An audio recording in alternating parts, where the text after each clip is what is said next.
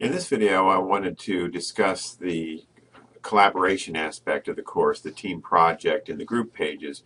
So to begin, I want to go to the student outcomes. One of the major student outcomes, you'll see actually it's located in a couple of these student outcomes, is the importance of being able to work collaboratively. So in letter B, we have collaboratively and individually plan and construct documents. So you'll obviously be doing it individually, but to meet this outcome, you're going to have to work in a group, and that's why I require one team project.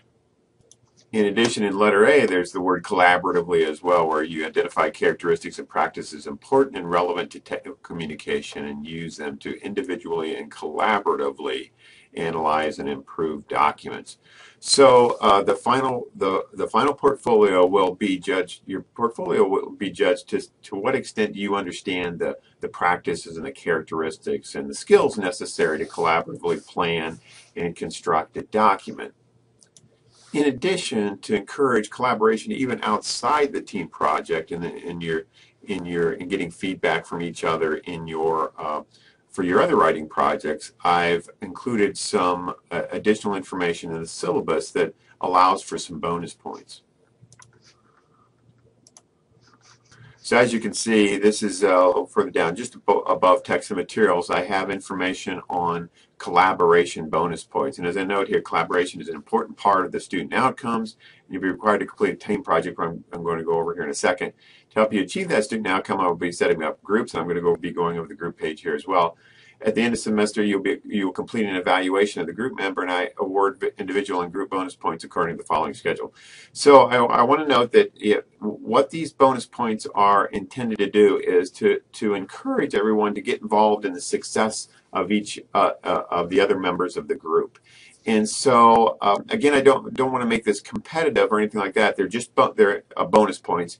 But if you have a teammate or someone you think that was really particularly helpful in your success or in the group's success in terms of organizing information, then you can, as you rate group members at the end of the session, you can give that group member, a high rating, and that person can potentially get 50 bonus points. If you think you were the best, you'll be able to evaluate your own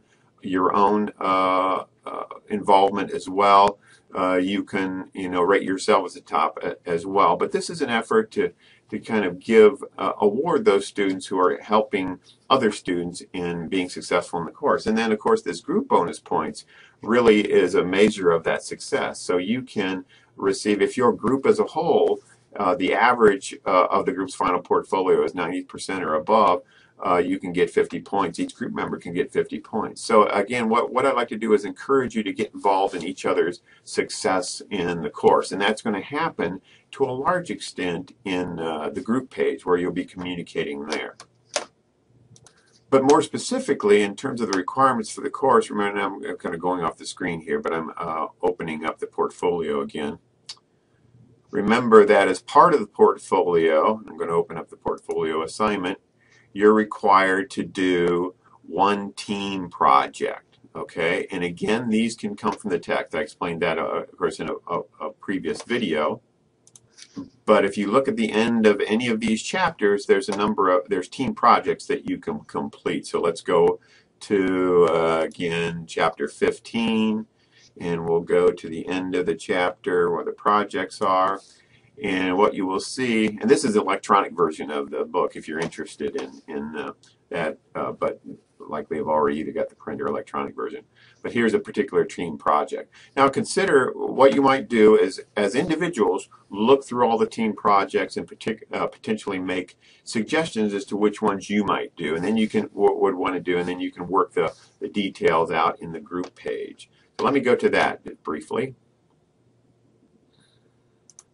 So if we go to the group pages, you'll see that there's a group set up for you. I have 4 different groups. We have at least 5 or 6 in each group, I believe. And so you'll go into your group page. I'll use this first example, group 1. We have Joshua, Lee, David, Matthew, Jasmine, Jenny in this group. And you have a number of tools. Let me move this down so you can see all the tools that you can use. You're not required to use all these tools.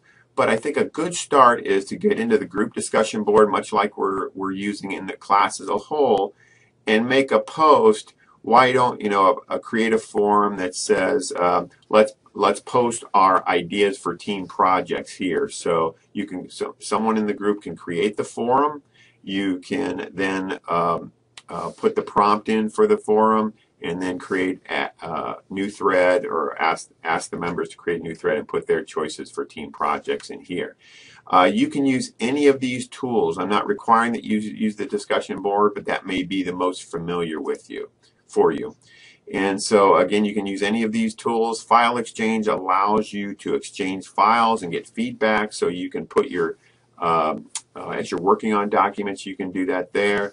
If you want feedback or are asking for feedback on a particular writing project that you're doing, you can do it there. And you can get, of course, set up a discussion forum or something for questions on course principles. So this is your group's space to converse for the class, get to know each other, and help support each other in terms of completing the projects in the final portfolio.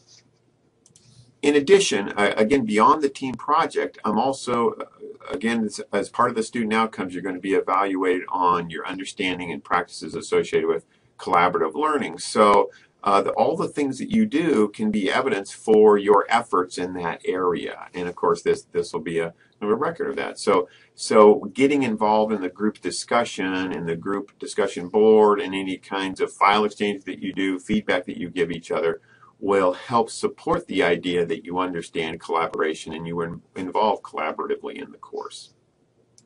So good luck, at least initially, in getting your group set up and starting to communicate with each other and developing a team project, identifying a particular team project that you might want to do as a group. Think about what you'd like to do as individuals, and then also what you'd like to do as a group. This probably requires the most coordination for the class in terms of identifying and kind of discussing particular ideas, but it really will show that your evidence of your ability to collaborate. So I would recommend getting started on getting to know each other as soon as possible.